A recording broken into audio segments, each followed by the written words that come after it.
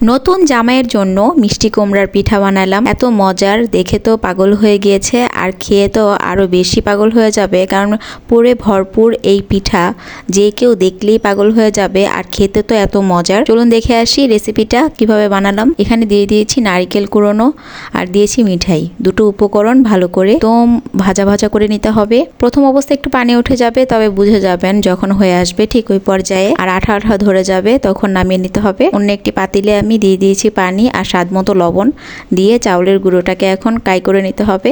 আমরা তো প্রত্যেকেই রুটি বানাতে পারি চাউলের গুঁড়োর, সেই রুটির কাইটা যেমন হয় ওই রকম করে বানিয়ে নিলেই হবে। চাউলের গুঁড়িটা সেদ্ধ হতে একটু সময় লাগে, তাই একটু পানিটা বেশি দিতে হবে আর একটু সময় নিয়ে সেদ্ধ করে নিতে হবে। আর আটাটা তো নর্মালি সেদ্ধ হয়ে যায় দেওয়ার সাথে সাথেই, তো চাউলের গুঁড়োটা দিয়ে একটু বেশিক্ষণ লাড়তে হবে। আর চুলোর আঁচ একদম লো হিটে রাখতে হবে। তারপর আস্তে আস্তে লাড়তে থাকুন, দেখবেন আপনার আটাটা একদম হাতে নিয়ে দেখবেন ডোটা সুন্দর নরম হয়ে গিয়েছে, আঠালো হয়ে গেছে, তখন নামিয়ে নিতে হবে। আর এখন আমি দুভাগ করে নেব, ভালো করে মথে নিতে হবে। যতটা মথবেন তত সুন্দর ডোটা, যত সফট হবে বানাতে আপনার নিজেরও আরাম লাগবে আর শক্ত হবে না ডোটা। এখন লাগবে ফুড কালার। আমি এখানে সবুজ কালার নিয়েছি, এটাতে আমি পাতা বানাবো, বাট সাথে করলাটাও বানাবো। করলা কিন্তু আধা পাকা আর আধা কাঁচা যখন থাকে তখন কিন্তু অর্ধেকটা লাল থাকে আর অর্ধেকটা সবুজ কালার থাকে। তো এই জন্য আমি ডোটা নিয়ে নিলাম। আর এখানে অল্প একটু সামান্য 2 ফোঁটা দিলেই কিন্তু দেখবেন আটাটা একদম সুন্দর গ্রিন কালার হয়ে গিয়েছে। তো ওই অবস্থায় ভালো করে মথে নিতে হবে। আর ভালো করে মথার পরে কিন্তু দেখবেন কালারটা চলে এসেছে। আমি আলাদা করে রেখেছি। আর এখানে রেড কালারটা দিয়ে রেড কালারটাও মথে নিয়েছি। আর হোয়াইট কালার যেটা, ওটাতে আমি জর্দা রং ইউজ করব। হোয়াইট কালারের জন্য আমি এখানে জর্দা রং ব্যবহার করব। জর্দা রংটা দিয়ে তারপর মথে নিতে হবে। প্রথম অবস্থায় মনে হবে যেন কালারটা হয়তো হয়নি, কম হয়েছে। পরবর্তীতে কিন্তু ডোটা যখন আপনি মথে থাকবেন ভালো করে, ঠিক ওই সময় দেখবেন আপনি একদম পারফেক্ট হয়ে গিয়েছে। দেখুন সবগুলো ডোর কিন্তু আমার রেডি হয়ে গিয়েছে। ডোটা অবশ্যই সুন্দর করে করতে হবে। আর আমি এখন একটা পিঠা আমি আপনাদেরকে বানিয়ে দেখাচ্ছি। প্রথমে মিষ্টি কুমড়াটাই বানাচ্ছি। মিষ্টি কুমড়াটা দেখতে এত সুন্দর হয়েছে, খাবো কি, আমার তো ইচ্ছে করছিল এটাকে আমি সাজিয়ে রাখি শোপিসের মতো। এখন আমি ভিতরে পুর দিয়ে তারপরে এখন দেখুন কিভাবে গোল করে নিচ্ছি। একদমই সহজ বানানো, তবে দেখতে এতটা সুন্দর। এখন আমি আঙ্গুল দিয়ে জাতা দিয়ে নিয়েছি নিচে। মিষ্টি কুমড়ার শেপটা আনার জন্য আমি চাকুর সাহায্যে চাকু দিয়ে এভাবে দাগ কেটে নিচ্ছি। আপনারা কাঁটা চামচ দিয়েও করতে পারেন। এখন উপর দিয়ে দেখা সুন্দরের জন্য আমি পাতা দিয়ে দিয়েছি, আরেকটা লবঙ্গ দিয়ে দিয়েছি। দেখতে একদম বোটার মতো লাগছে। বোটা তো বানাতেই হবে। এখানে আমার মিষ্টি কুমড়া থাকবে আর এখানে বোটা থাকবে না, তাকে হতে পারে। আপনারা কিন্তু চাইলে কাঁচা মিষ্টি কুমড়াটাও বানাতে পারেন, সেক্ষেত্রে সবুজ কালারটা ইউজ করবেন।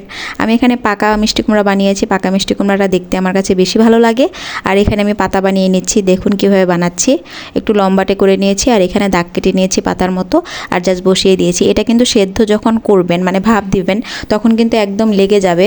সবগুলো মিষ্টি কুমড়া কিন্তু আমার বানানো হয়ে গিয়েছে। দেখতে দেখুন কত সুন্দর লাগছে, মনে হচ্ছে যেন পাকা মিষ্টি কুমড়া। আমার এখন তো বোটা বানাতে হবে, আর বোটাগুলো উপর দিয়ে দিয়েছি। বোটাটার জন্যই কিন্তু দেখতে পুরোপুরি হুবহু মিষ্টি কুমড়ার মতোই লাগছে। সবগুলো আগে বানিয়ে নিই, তারপর একসাথে সবগুলো ভাপ দেব। আর এখন একটি পাকা করলা কিভাবে বানিয়েছি সেটা আপনাদের দেখাচ্ছি। এখানে আমি সবুজ কালার আর লাল কালারটা একসাথে করে তারপর ভিতরে পুরটা দিয়ে দিয়েছি। পুরটা দিয়ে এভাবে মিশিয়ে নিতে হবে। আর করলার কাটা কাটা শেপটা আসার জন্য আমি এখানে একটি কাঁটা চামচ দিয়ে কেচে নিচ্ছি। পুরটা দেওয়ার পর কিন্তু পুরোটা ঢেকে দিতে হবে। প্রয়োজনে আরেকটু ডোর নিয়ে তারপর ঢেকে দিতে হবে। বের হয়ে থাকলে ওই ক্ষেত্রে কিন্তু বের হয়ে যাবে। কাঁটা চামচ দিয়ে কেচানোর কারণে কিন্তু অনেকগুলো বের হয়ে গিয়েছে। তো এখন আমি কিন্তু সাদা কালারও দেখুন কয়টা পুর দিয়ে বানিয়েছি, কারণ ওইটা আমার বাচ্চাদের জন্য। ফুড কালারটা কিন্তু বাচ্চাদের জন্য অনেক ক্ষতিকর। অবশ্যই ফুড কালার বা যে কোনো কালার বাচ্চাদেরকে না দেওয়াই ভালো। আমার যেহেতু ছোট বাচ্চা আছে, ও কিন্তু খাবে। ওর জন্য আমি 4-5টা বানিয়েছি শুধুমাত্র সাদা রঙের। ওর জন্য আমি ফুড কালার ছাড়া কয়েকটা বানিয়েছি আমার বাচ্চার খাওয়ার জন্য। দেখতেই পাচ্ছেন। তবে এত সুন্দর লোভনীয় পিঠা দেখে কার মন না চাইবে বলুন তো। এই ফুড কালার দেওয়াটাই কিন্তু পিঠাটা কিন্তু সব থেকে সুন্দর করেছে। আর মিষ্টি কুমড়ার এই পিঠাটার জন্যই পাগল হয়ে গিয়েছিল আমার বাচ্চারা খাওয়ার জন্য।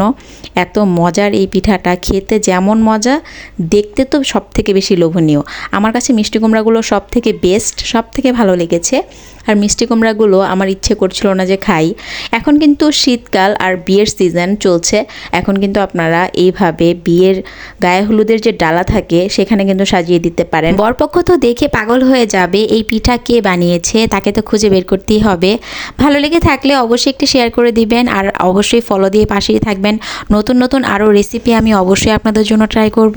আর মজার মজার রেসিপি পেতে আমার পেজটি অবশ্যই ফলো দিয়ে আমার পাশেই থাকুন। আপনাদের একটা লাইক আর কমেন্ট কিন্তু আমার জন্য অনেক উপকারী, আর আপনাদের একটা শেয়ার যে আমার জন্য কত উপকার আমি আপনাদের কিভাবে বোঝাবো। আপনারা কিন্তু অনেকেই হেয়ালি করে যান, অবশ্যই এটাকে হেয়ালি না করে প্লিজ একটা লাইক কমেন্ট আর শেয়ার করে দিন। আজ এই পর্যন্তই, আল্লাহ হাফেজ।